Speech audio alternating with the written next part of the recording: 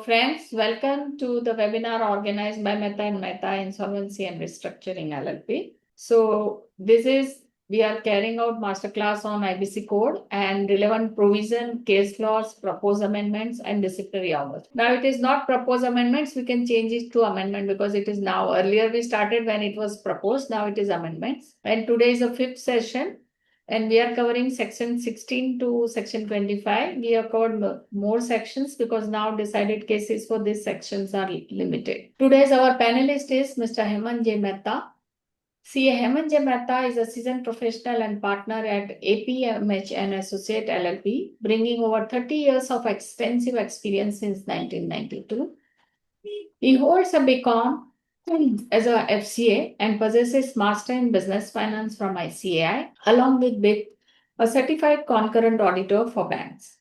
As a DISA registered IP, he specializes in insolvency management and resolution under IBC. He has successfully completed AIC Artificial Intelligence program and holds valuable experience as an independent director for 4 companies. He has done certification course on ISB leadership. Welcome, Hemant bhai. Thanks a lot for your time. Thank you, ma'am. Thank you for your kind introduction. Our moderator is Mr. Devang Thakur. Devang Thakur is a seasoned professional with 30 years of experience in financial, secretarial compliance, and corporate legal consultancy. He holds bachelor's degree in science, followed by diploma in system management and master in financial management from NMIMS and Mumbai University. He has a strong foundation in his career, complemented by his professional qualification, being associate member of ICSI since 1991. He is an independent director and IP and a registered valuer with IBBI and ICSI RBO. His experience spans various industries, where he worked in areas as corporate legal consultancy, financial planning, financial restructuring, corporate legal advisory. Before starting his practice, he worked with prominent companies as Pidilite, Mforge, and apart from his professional work, Mr. Devang is also serving as a visiting faculty member in NMIMS, IAS, IBS, ICFA in Mumbai. He taught finance and business laws. This way, he is providing a good base for the advisor. Welcome, Devang. Thank you, Dipti. Our today's presenter, of course, this don't need an introduction. Our today's presenter is Ms. Tamanna, and she is going to present. Thank you, Tamanna. And we thank all our panelists for today's webinar for joining us on behalf of entire team of Mehta and Mehta. Thank you. Tamanna, Hemant bhai, you want to say a few words and Devang you 4 words, then we will shift to Tamanna for starting the presentation. Meanwhile, Tamanna, start the sharing screen. So, good evening, friends. It's a good initiative taken by Mehta and Mehta, and I'm thankful to giving me this opportunity to Mehta and Mehta for being a panelist in this particular session. Enriching the knowledge and updating the knowledge is the need of the time, and with all the amendments of 2026, they are major amendments which has come by virtue of the case laws, which has held certain things which were not laid down in the IBC law or regulations, and it has clarified all the provisions of the IBC laws. So for that, I congratulate Mehta and Mehta for taking this initiative for updating the members in this regards. Thank you. Thank you. Devang? Yeah. IBC is like a ICU ward in a hospital. So all Hemant and Dipti, all the experts are there, and experts are always needed in this field. Oh, thank you. So friends, with this, we'll start our presentation. Yeah, Tamanna, please start. Make full screen, Tamanna. Yeah. Good evening, everyone. So today's session is going to be from sections 16 to section 25 of the IBC code, along with the Amendment Act 2026. So our very first section is the appointment and tenure of the IRP, that is the interim resolution professional. Now, section 16 is the starting point of CIRP. It tells us to who becomes the IRP and for how long they hold office. the adjudicating authority appoints the IRP on the insolvency commencement date itself, where a financial creditor or the corporate debtor has filed the application, and the professional they've proposed becomes the IRP, provided no disciplinary proceedings are pending against that person, and where an operational creditor has filed and hasn't proposed anyone, the I adjudicating. think, Tamanna, I will just brief it here because we have to spend time on decided cases. Friends, here the important thing, amendment only we will discuss. This as regards appointment and tenure of IRP. Earlier, it was when the Section 10 application, that is by the corporate debtor itself, the application is made, they are compelled to recommend the name of RP, of insolvency professional, as IRP. The same is removed. Now it is under Section 10, that is when the corporate debtor itself apply or a company itself apply for insolvency, then the resolution IRP or insolvency professional will be appointed from the panel by NCLT. That is the major change. Yeah, you can go ahead. Surely. Moving on to the case laws under Section 16 of this section. The very first case law is Mohammad Nazim Khan versus HDFC Bank Limited and others. Over here, Mr. Khan was the IRP for International Trenching Private Limited Company, and the COC decided, that is the Committee of Creditors, decided to replace him. But the new RP's appointment was awaiting the adjudicating authority's approval. So under Section 16, subsection 5, Mr. Khan kept discharging resolution professionals' functions for almost 15 months. Once he was finally replaced, the Committee of Creditors approved only a consolidated payment of rupees 3 lakhs for that entire stretch instead of paying him monthly. So he Yeah. challenged this before the NCLT, and he argued continuing under Section 5 automatically entitled him to monthly remuneration for this whole period. Over here, the NCLAT didn't agree. It held that Section 16 subsection 5 only ensures continuity of the process, and it does not create an independent entitlement of fees. Since he was never formally appointed as RP and the Committee of Creditors had only approved a consolidated amount, that's what he was entitled to. It dismissed the appeal and upheld the rupees 3 lakh. So Section 16(5) only ensures continuity of the CIRP, and remuneration depends entirely on what the Committee of Creditors have actually approved. Hemant bhai, in this the RP suffers, any remedy or any Yeah, suggestion you have for that? Yes, sure, sir. Actually, we as an resolution professional IRP, we should,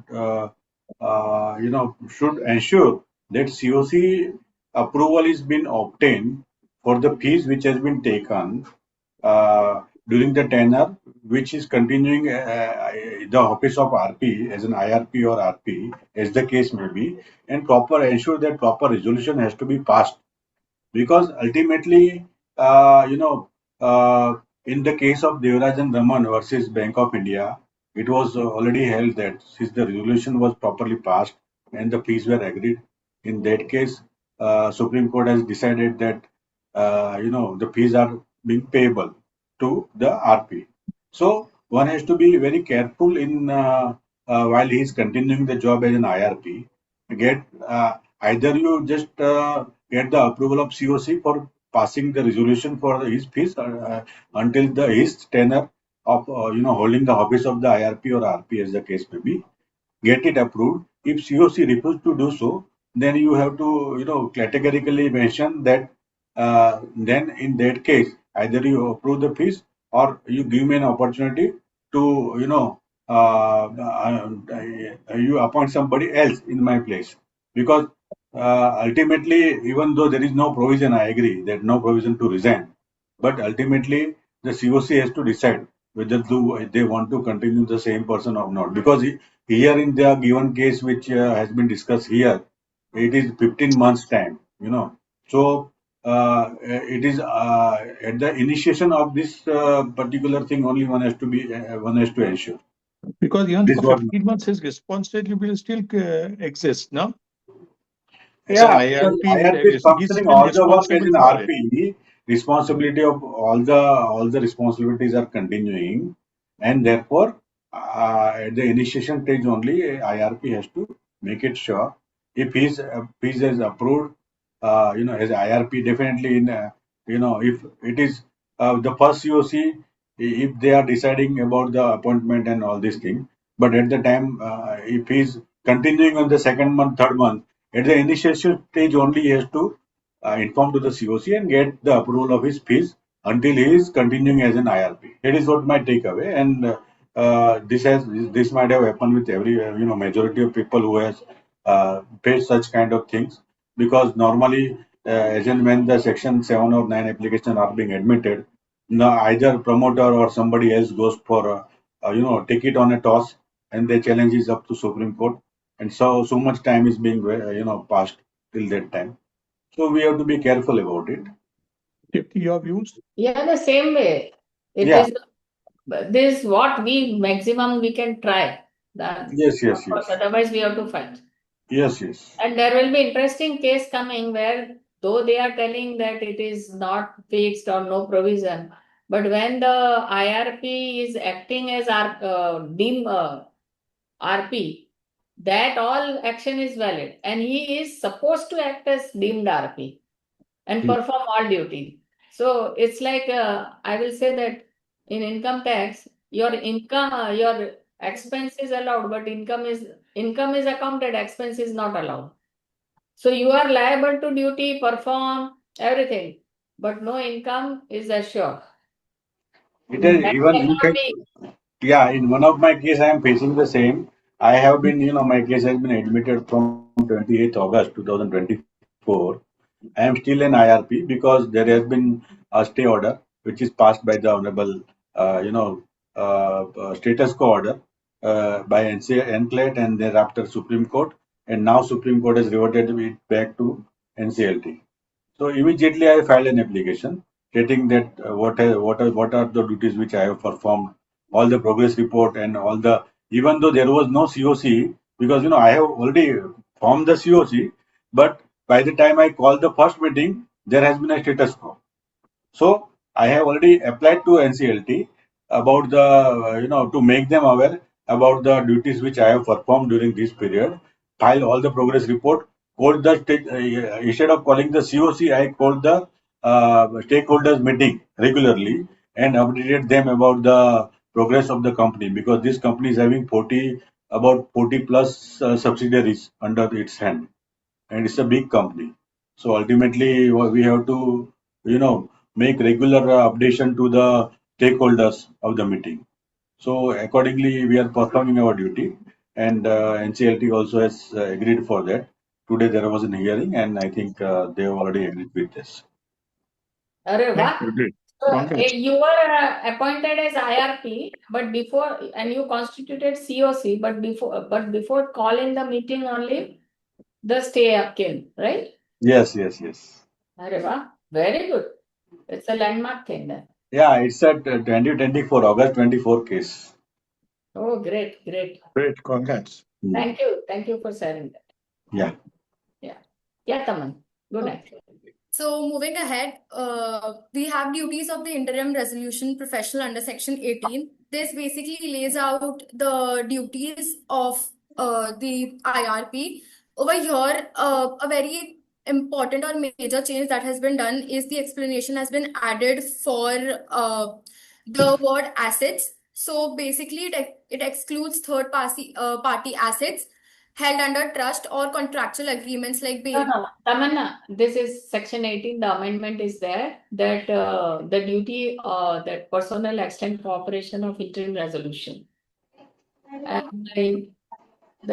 your duty of RP you have covered, in which the amendment is that that earlier it was receive and collect the claim. That was our IRP duty, but now they have clarified that for the removal of doubts, it is clarified that IRP, while collecting claims, shall verify and, if required, determine the value of verified claims. This is the amendment. Your slide says that. Okay. Yeah. Go next. So, That's all. It's okay. so These are the all duties of the IRP and all. Yeah. Go ahead. So case laws under section 18. First is AKJ Metals Private Limited versus Brijesh Singh Bhadoria and others. In this case, AKJ Metals had bought two RCI Industries properties before the CIRP with full payment, possession, and a consent decree recognizing its rights. The RCI Industries went into CIRP after that. Despite that, the RP invoked sections 18, 23, and 25 to claim these properties as assets of the corporate debtor, and the NCLT actually directed AKJ Metals to hand over the possession. Now, the issue over here was, can the RP invoke section 18 to take possession from a third party whose rights a civil court has already recognized? The judgment. This is one of the duty of RP to take possession of all the property of the company, which is their ownership wherever located. Yes, Yeah. ma'am. So, the judgment was that on appeal, the NCLAT set aside the order. Its reasoning was that Section 18 lets the RP take custody only of the assets the corporate debtor actually owns. It cannot be used to override a civil court decree that has already recognized a third party's possession rights. Since Section 66 fraudulent transfer proceedings were pending, that is where the ownership would be decided. Status quo should be maintained until then. So there was why RP asked this position, because there was a pending proceedings where it is alleged that this property was transferred fraudulently. So NCLT said, fine, that proceeding is there, but that does not totally negate, it is not decided. So it cannot totally negate the earlier the court order. So if this litigation is, it says that fine, you cannot take possession, but you can keep the status quo. Till the time this fraudulent application is decided. Yeah, so the avoidance agreement, the avoidance application is still to be heard, and it is to be pending. You know, it was pending with before NCLT. So until it is been decided, RP cannot have the just judge it prior to the NCLT judge it properly. Yeah. So therefore it has been kept aside, and rightly kept aside by the honorable NCLT, and therefore I think only 66 application, upon disposal of 66 application, it will be determined whether this property or this transaction is fraudulent or not.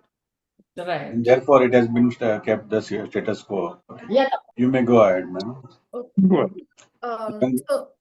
So the next case is Keshav Khaneja, RP of Gensol EV Lease Limited versus Omega Seki Mobility Private Limited and others. In this case, Gensol EV lease owned 150 electric vehicles leased out to Omega Seki.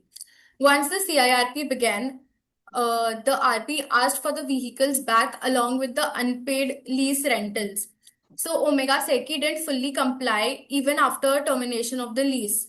Over here, the issue arose that can RP recover the vehicles under section 18 and 25, and can the NCLT also decide the dispute of a rental claim?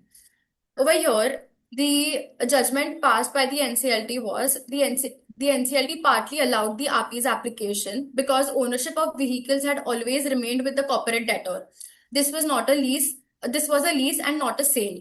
So the RP was entitled to take control and custody under section 18 and to preserve them under section 25. So Omega Seki was directed to return the remaining vehicles, disclose their location, and not create any third-party rights over them.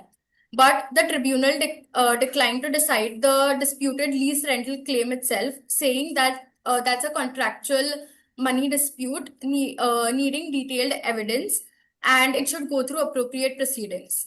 Dipti Hemantbhai, for leasing such assets, what's your view on it? See, this is a lease.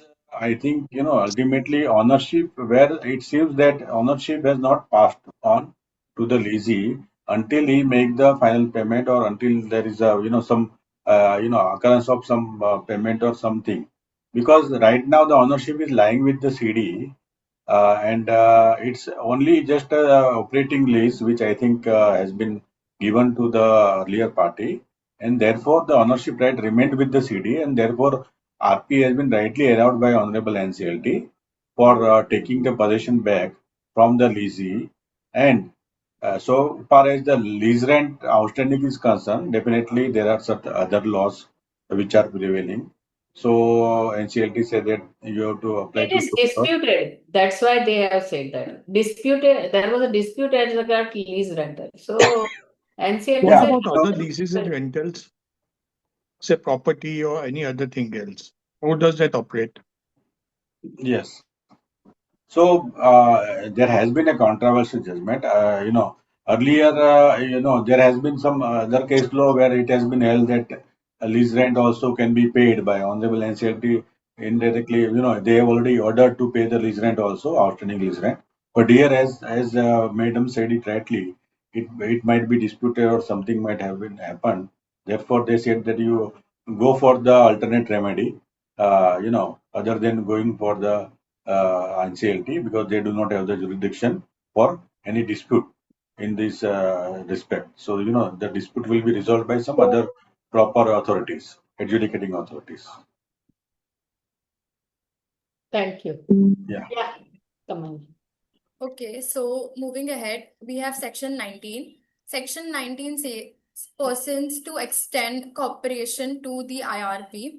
Now, this section 19 backs up section 18 with an enforcement mechanism. It obliges personnel, promoter, and anyone associated with the management of the corporate debtor to cooperate with the IRP. And if they don't, the IRP can approach the adjudicating authority for directions.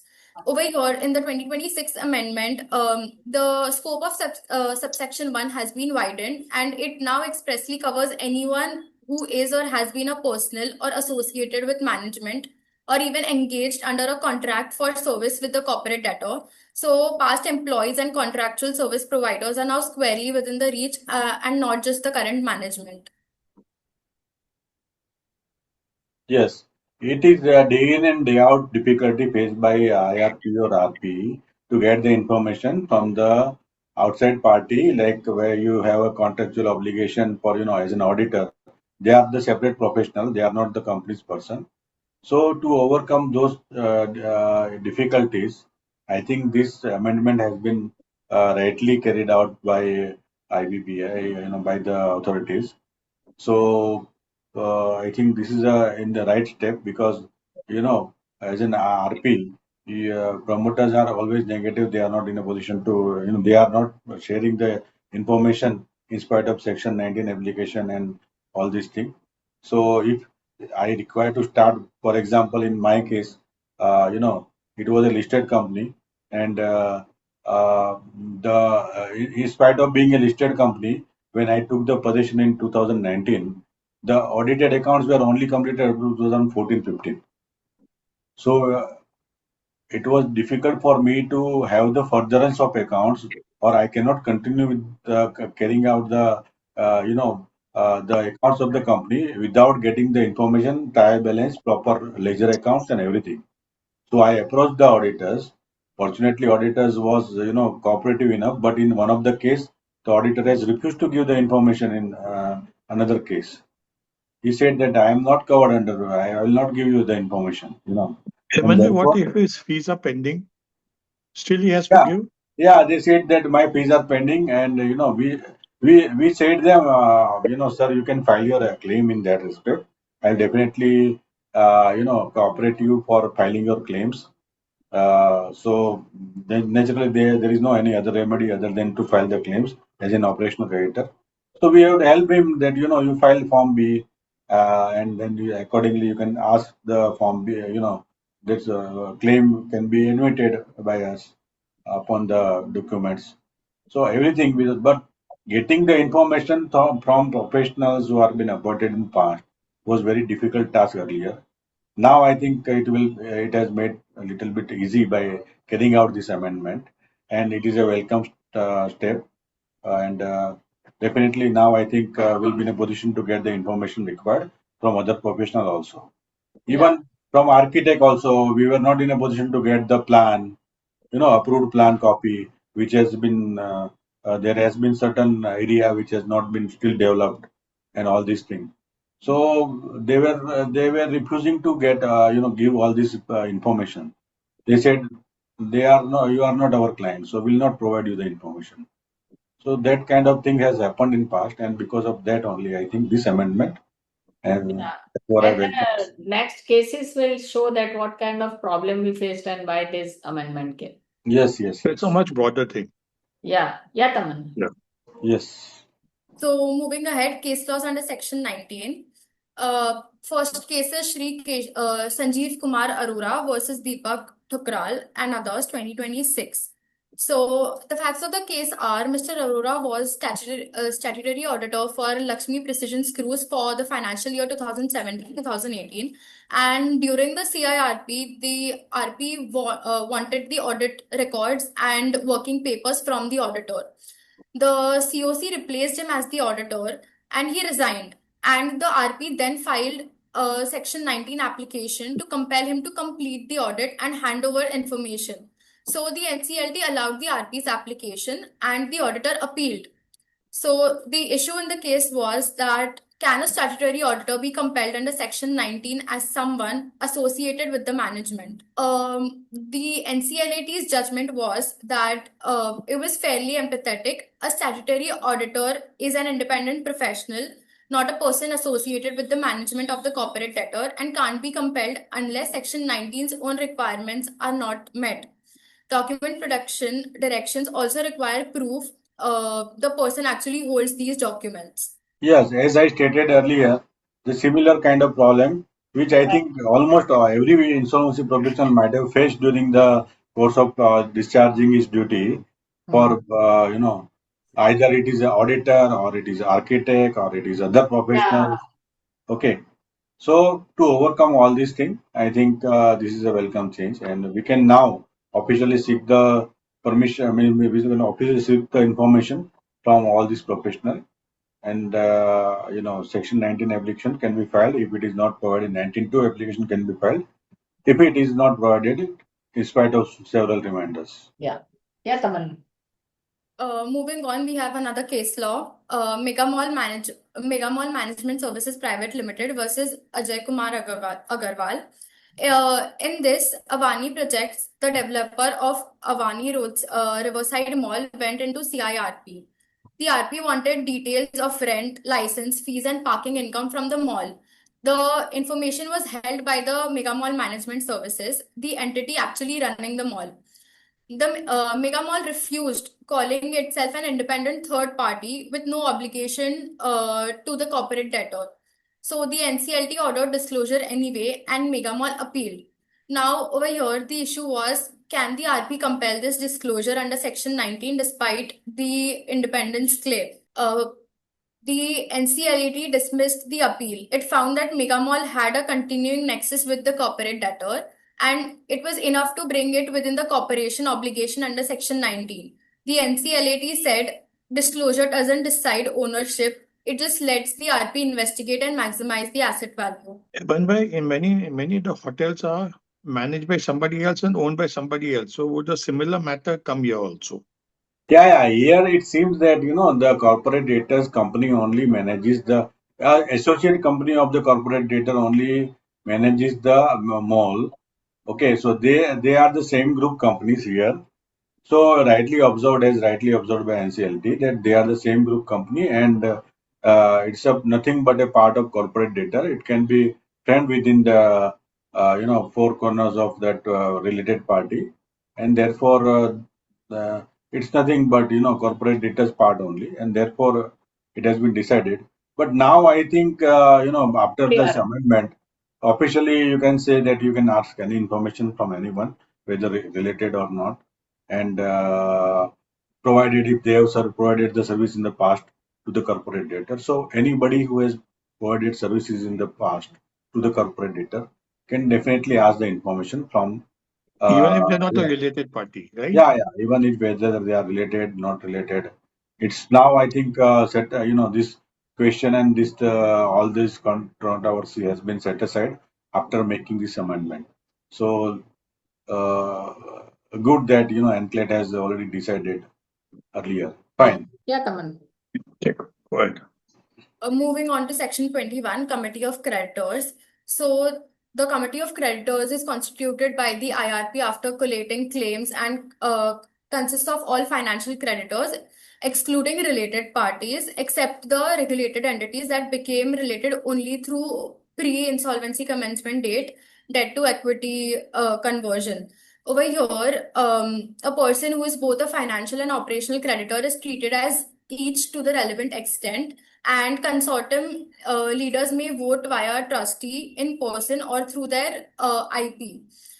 Creditor classes vote through an authorized representative. Unless stated otherwise, the COC decisions require a 51% of majority.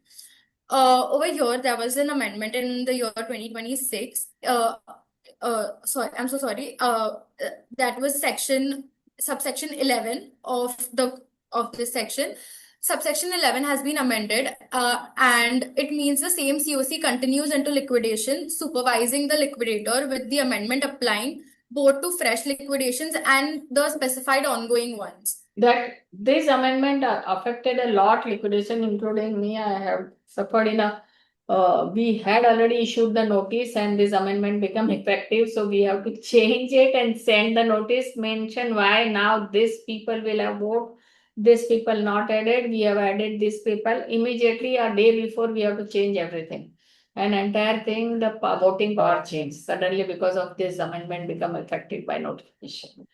And by this, what happened earlier, stakeholder consultation committee meeting constitution was different. There here, it was more on a ratification and advisory style. It was more on a advisory style. Now it is this require like COC level only. It will be supervised continuously. And there are certain things which they, prior approval is required, like selling of assets, incurring material cost expenses, appointing professional institution, and defending legal suits or proceeding. So But this, Dipti, the same COC continues, right? yeah.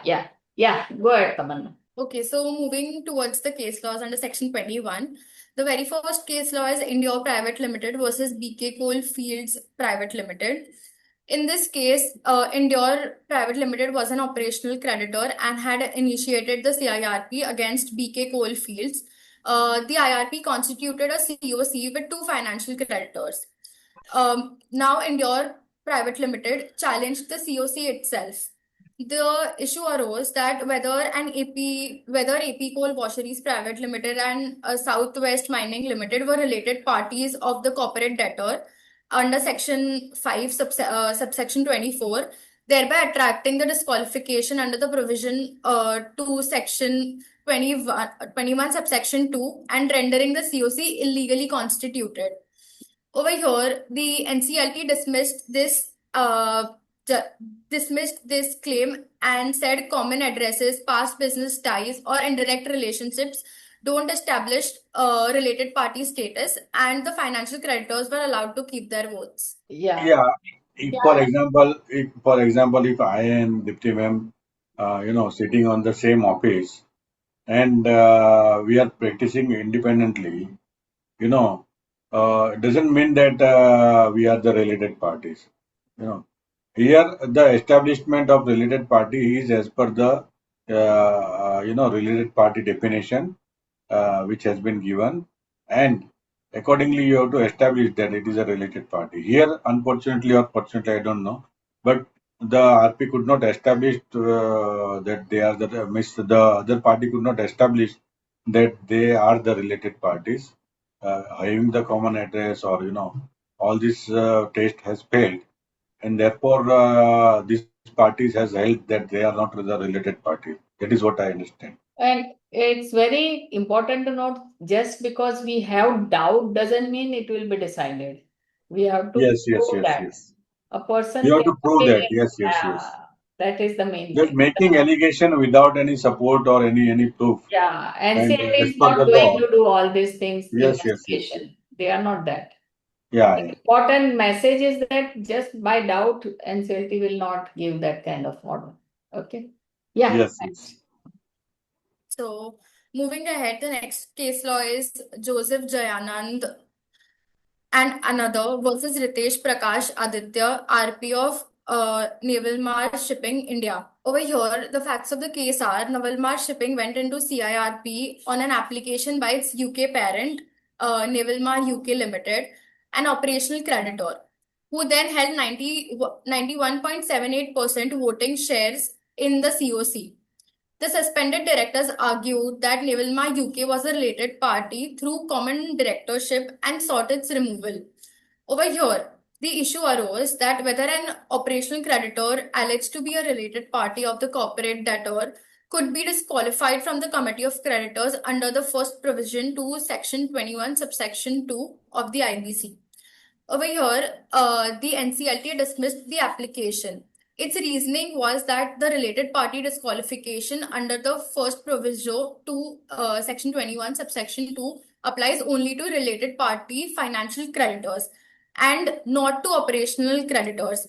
And where there are no financial creditors at all, the COC can validly be constituted under section 21 subsection 8.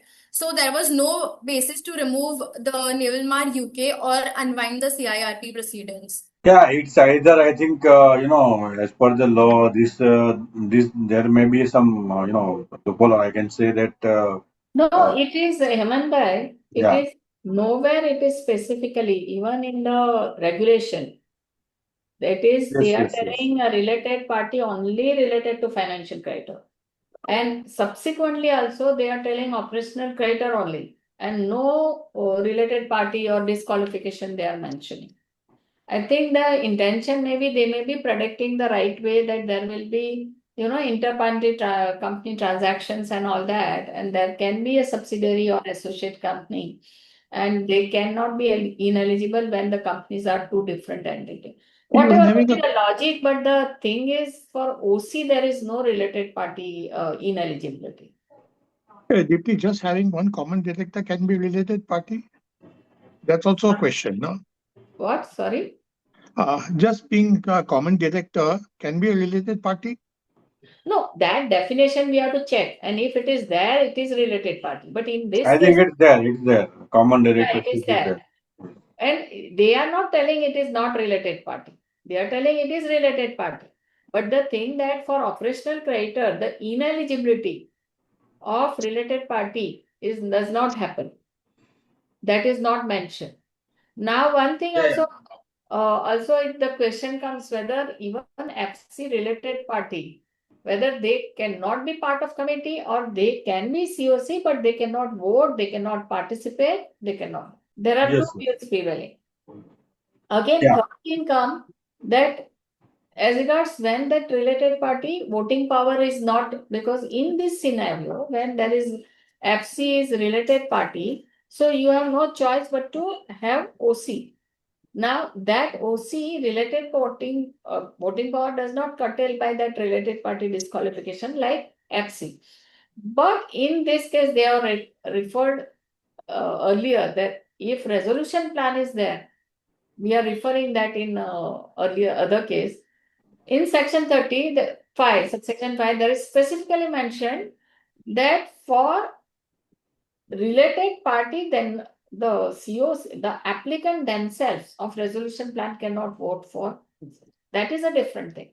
But there is no disqualification for related party for voting power for operational credit. It is only There has been some question which has been already asked by, the to the panelist. Is that if CD supplies 100% of the output to another company, are these entities related? As the sole customer has significant influence, Madam, related party is now made applicable for OC as well. These regulations are amended. Yeah. So we need to, yeah, frankly speaking, regulations are amended, but yeah. you rightly said, but at that juncture it was not there. And I think that's why only they have amended with this thing. And Yes, as yes. regards influence, we have to go by the definition of related party. Yeah, Just definitely. The topic of today is not the related party, so and we this will not go in deep in that.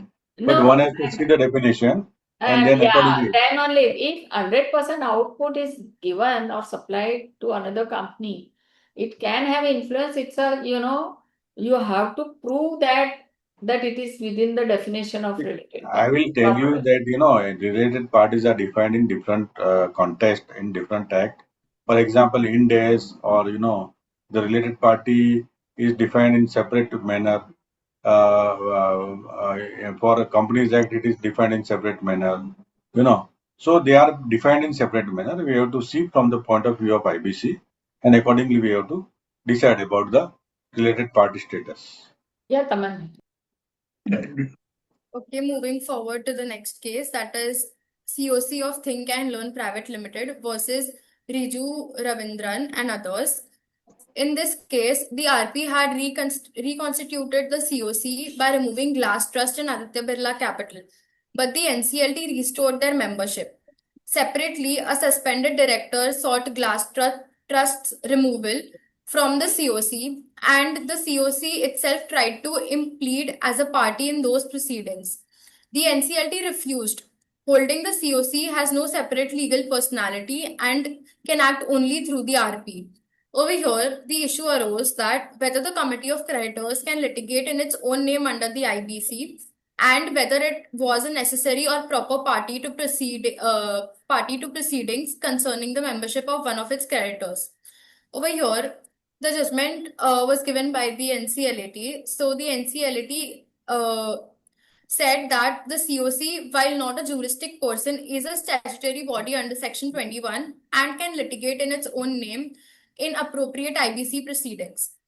However, where the dispute is specifically about one individual creditor's membership rights, the COC itself is neither a necessary nor a proper party. So, impleadment was correctly refused here. Hemant, your views? Yeah, I think the individual financial creditors, if you are fighting on behalf of individual financial creditors, doesn't constitute the COC's right, because it is for the interest of only a single financial creditors. So it's a different game altogether. You cannot say that you are fighting, you are being representing the entire COC. So But that is a right that judgment. financial And, creditor can represent it by themselves also, not being a part of COC. No, the yeah, they main can thing- represent differently as a part of COC. They cannot say that, see, if you want to represent the entire COC, you have to take the consent of the entire COC, and accordingly, you have to appoint somebody or you have to make some application on behalf of the entire COC. But if it's only the question of rights of one membership of one COC member's right. In that case, you cannot say that it is the right of the entire COC. Because COC can be looking differently with each other also, no? Yeah. See, in many COCs, even inter-creditor disputes are a lot. Questioning one's right and another's right. So it's among themselves. So it's a different game altogether. Even the expenditure or any legal cost which has been incurred by the one of the COC member for restoring his right cannot be quite not form the part of CRP cost also. So one has to keep it in mind. If the entire COC agrees, then only the COC one can represent the COC. Otherwise, only for one member's right, you cannot say that the entire COC has been, challenging this thing. Yeah, Taman. Okay, so moving on to the next case, that is Pragati Construction versus COC, represented by Mahavir Medicare and another. In this case, Ramcom Healthcare's CIRP, financial creditor filed a claim. So under Section 21, subsection 8 and Regulation 16, the RP constituted the COC with Mahavir Medicare as sole operational creditor member. Both Mahavir Medicare and Pragati Construction submitted resolution plans, and Mahavir Medicare, being the sole COC member, approved its own plan. The RP then sought expungement of adverse remarks passed against him.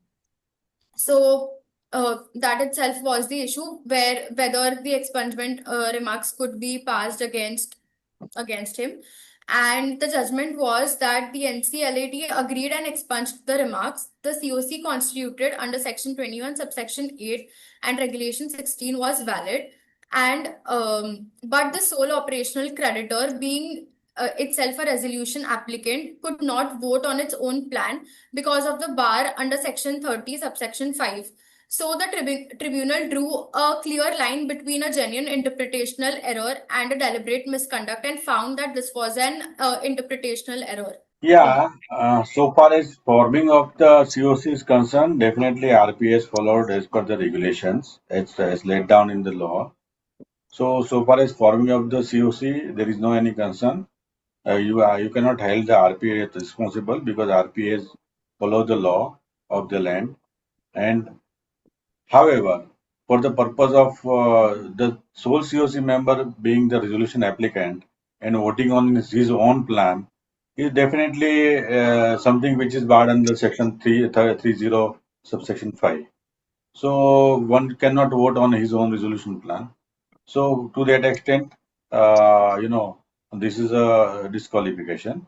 But here, I think, as rightly remarked by the NCLET, I think definitely for formation of the COC, definitely RP has no remedy but to constitute the COC with whosoever member is available and go ahead in the CRP process. Yeah, come. Moving ahead to the next section, appointment of resolution professional under section 22. So over here, within 7 days of the COC's constitution, in the first meeting, the COC must decide by 66% voting share whether to appoint the IRP as the RP or to replace him.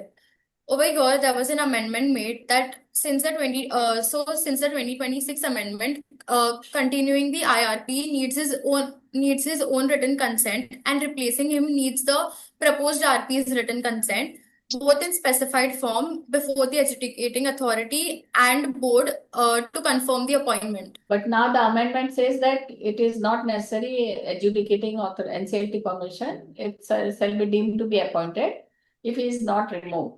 It's deemed to be appointed. As RP from the date of such resolution. Yes, Okay. the same Next. way which we have discussed in the case of IRP appointment. Yeah. Same thing has That IRP continues as RP if he is not removed. Yeah, Taman. Take next. So moving on to the case laws under section 22. The first case is IDBI Bank versus Ravindra Kumar Goyal, who was the IRP. In this case, in MEP Infrastructure's CIRP, the COC was constituted but didn't appoint or replace the IRP in its very first meeting as section 22 subsection 2 contemplates. Mr. Goyal kept functioning as the RP and was only formally confirmed at the 12th COC meeting with over 78% voting support. Over here, the IDBI Bank challenged the entire CIRP's validity on the ground that the IRP couldn't lawfully continue as RP without first meeting appointment. The issue over here was this challenge surfaced even as resolution plan was pending before the approval. So whether the failure to appoint or replace the IRP in its first meeting under section 22 subsection 2 renders the subsequent acts of the IRP invalid. The NCLAT held that section 22 subsection 2 uses the word may, making it directory and not mandatory. Read with section 16 subsection 5 and regulation 17 subsection 3, the IRP continues as deemed resolution professional until a new RP is formally appointed. And so every action the IRP took before his formal confirmation remained valid, and the delayed confirmation didn't taint the CIRP process. Yeah, this has happened in many cases. Even in one of the case also, I am right now involved in some or other way. The IRP is writing as deemed RP. So I think by amending the law now it is clear position that until the new RP is replaced or new person comes as an RP, they want to change it. The position will remain same, and it will be continued as an RP, deemed RP. So I think that is a settled position now. So here only I was telling that, okay, if you do act, that is valid, but you claim the piece that is not valid. But the things to be kept in mind as an RP to every professionals who are here to attend, get your pre-approved initially only, that until you are, until you are in the office of RP per month, this much as per minimum. Nowadays, even you can say that it will be as per the minimum fees as per regulation. You cannot accept lesser fees than whatever regulation says. So you have to be very clear and get it resolved, resolution also from the COC member. till the tenure of your holding the office of RP, the fees should be paid as per the minimum regulation and everything. If you want, you can definitely ask more, but at least the minimum fees also. So safeguard your own interest first. Yes. Yeah. Yeah, Tam.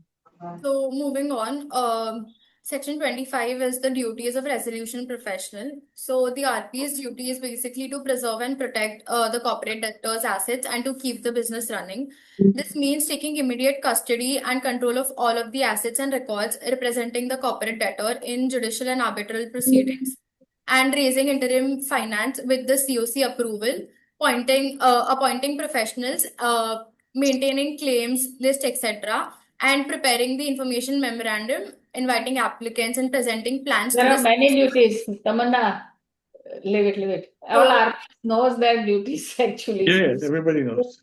Yeah, here this is their amendment. We will just check that only, that adjudicated here they have added in addition to avoidance transaction, fraudulent and wrongful trading also separately. Yeah, go Let's be ahead. done. Yeah. So the case laws for this is, first is Kunj Bihari Steel Private Limited versus Sanjeev Kumar Jalan. The facts of the case are that Ankit Metal and Par Steel plant had been leased with the COC's approval to Kunj Bihari Steel. The lessee stopped paying rentals despite repeated notices, so the RP terminated the lease and approached the NCLT for recovery of dues, eviction, and restoration of possession. Now, the lessee resisted on jurisdiction, arguing that this was a landlord-tenant dispute that only a civil court could try. Over here, the issue was whether the NCLT had the jurisdiction to decide this case and whether the RP was performing his duties under section 20 and 25 during the CIRP. So the judgment was that the NCLT rejected that objection. It reasoned that recovery possession of the corporate debtor's own assets is squarely part of the RP's statutory duty under section 20 and section 25, and to preserve assets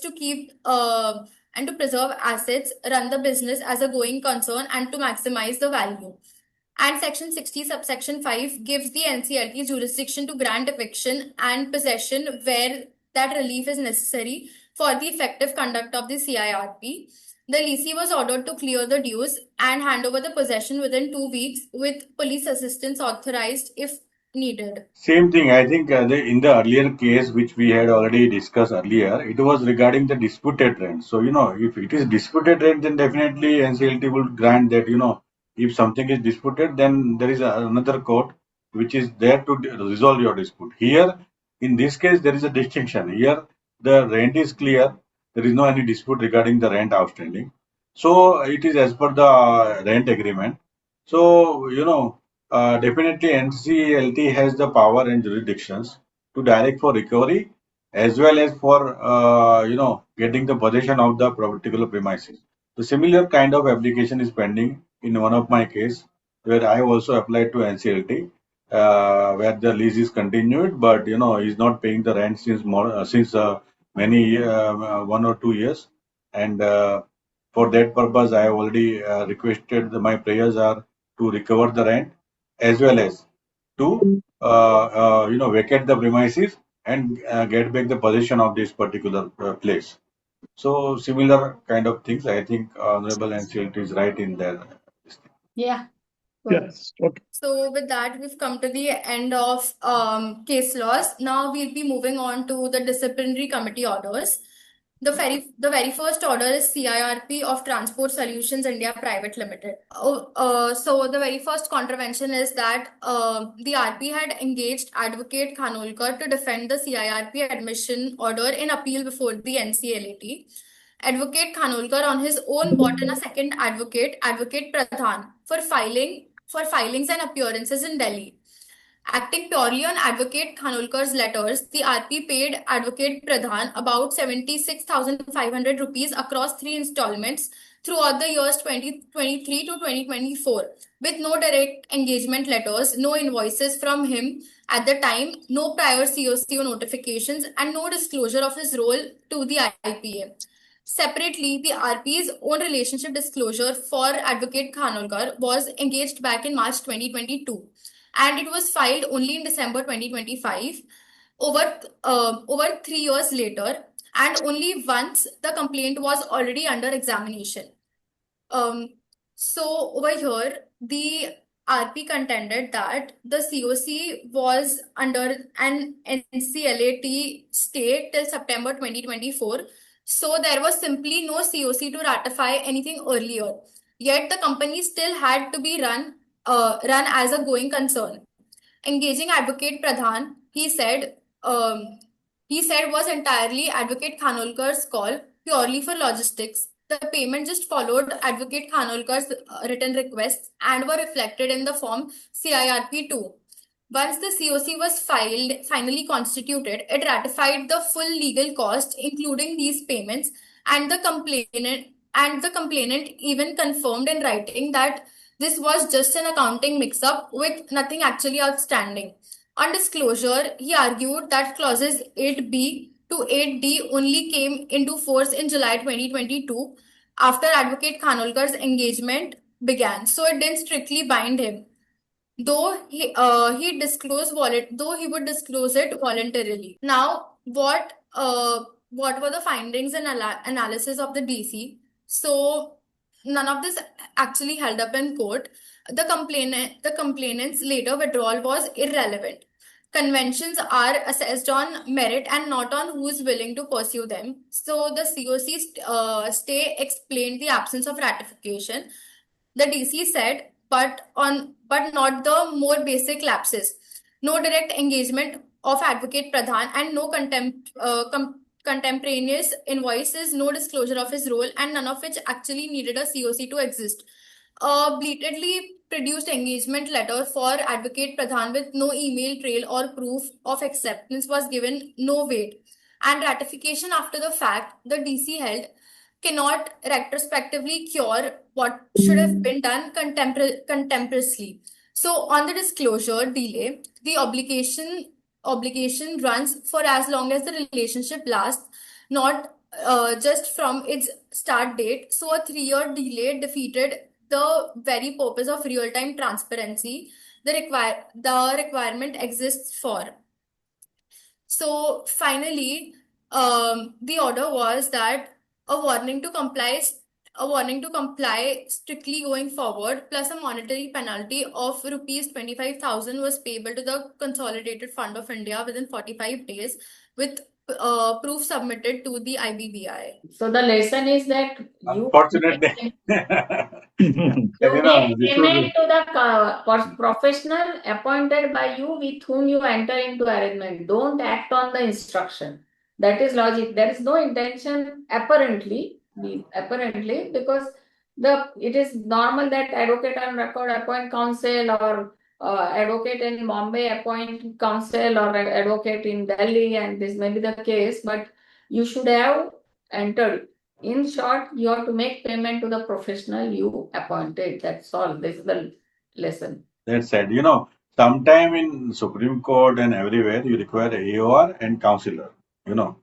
Your AOR is the regular advocate who is regularly doing your regular work normally, and the counselor is the person who has been appointed for counsel, for making the arguments and everything. So it is normally sometimes there is no direct relationship also.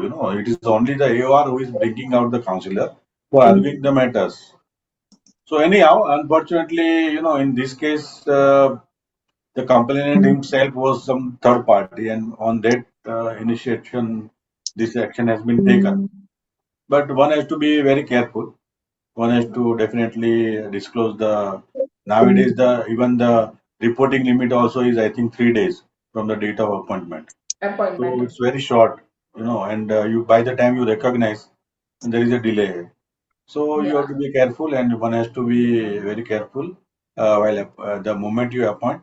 Along with that, only the relationship disclosure and appointment letter should go, and then get it signed, and then immediately report it to triple IPI and others, regular form of IBBI. Yeah, Yes, So the next DC order is CIRP of ZEP Infratech Limited.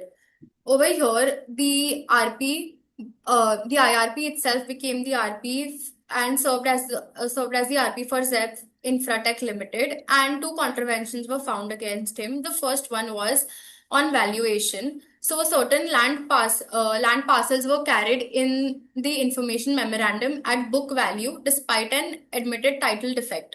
And despite his knowledge, and despite the RP's knowledge of a comparable transaction where the adjoining land had been sold at a nearly 100 times that value. This comparable was never furnished to the registered valuers who had recorded their inability to value the land beyond book value for want of information. The second contravention was that on disclosure, the information memorandum omitted brought forward and carry forward tax losses exceeding almost rupees 580 crores, even though the relevant financial data was already in possession at the time of the preparation.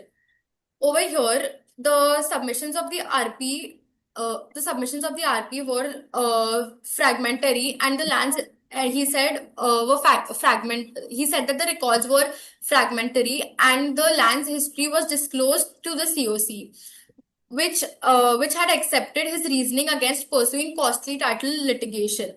On the losses, he said portal access delays caused the omission, and the figures were shared with the COC and the resolution applications before the plan deadline. Now over here, what the DC found was that COC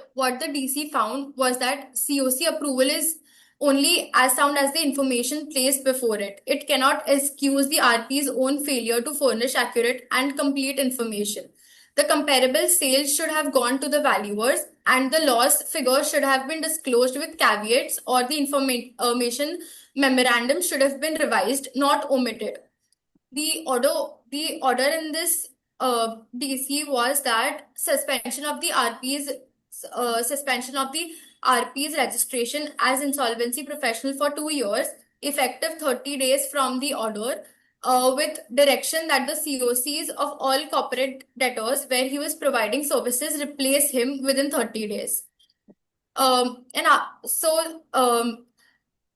Why this was brought into practice was because an RP facing a request for their own replacement is not the right person to be the final judge of whether the threshold to discuss it has to be met.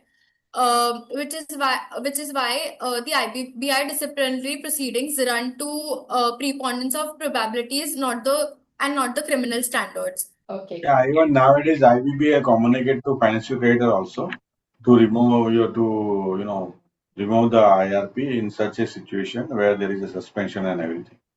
So, but it's very unfortunately, but anyhow, the information which were available has to be compulsorily.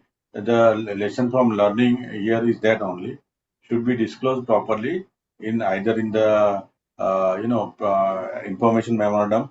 If you have already prepared the information memorandum and you could subsequently come to know about all this kind of information, definitely one has to disclose it in the data room, or has to be passed to the resolution applicant in a proper manner, which I think he has already done it.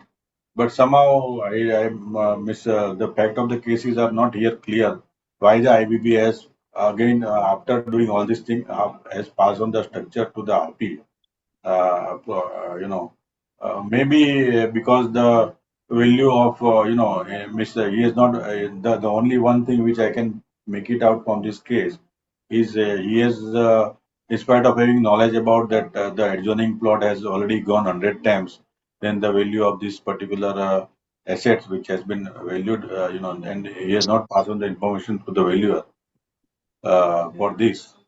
And this may be the only reason I think where this kind of has happened.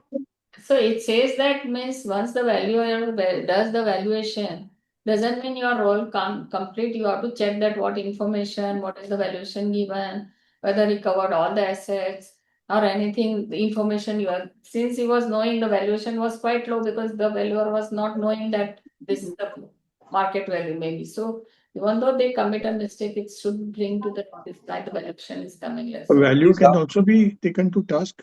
for undervaluing Yeah, that valuer will be taken separately. I don't know for separately? that. Yeah, Yeah.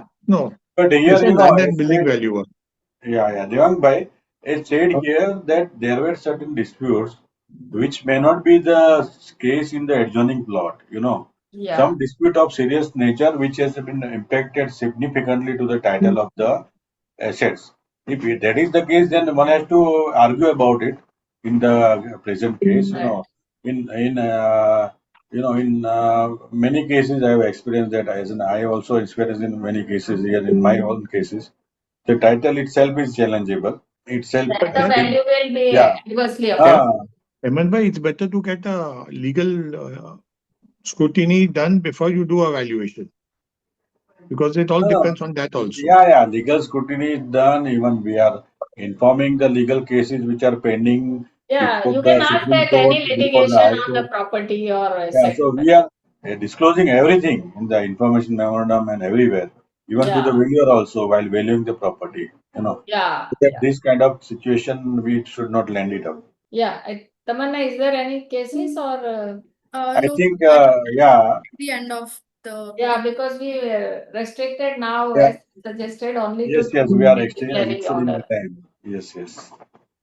Okay. Thanks, Seman Bhai, for your time. Yeah. Thanks, Thank Seman, for your you time. for giving me this opportunity, Dityaven. Thank you very much. Hemant bhai's knowledge was Yeah, very useful to us. Yeah, so Experience and Sandeep, knowledge. thanks a lot for your participation. We agree. As regards related party, your question, it's very subjective. We have to prove that because the same thing we were trying to concentrate that just our doubt will not be. Your thing is that 100% is having influential person, but then influence need to be proved by the documents that they are bound to act as per the board is subject to act as per the direction and all that. So that need to be proved. So it's very subjective. So we have restricted the answer. Sorry for that. yeah. Yeah. Thank you. Okay. Okay, thank Thank you you. very much. Thank Thank you. you, participant, for your patience hearing. Thank you. Thank you. Thank you, Thank everyone. you, Dhyan Bhai. Thank you, Dityaven. Thank you. Thank you, Tamanna. Thank you. Thanks, Tamanna. Yes, sir. Thank Thanks, you. Abhisha.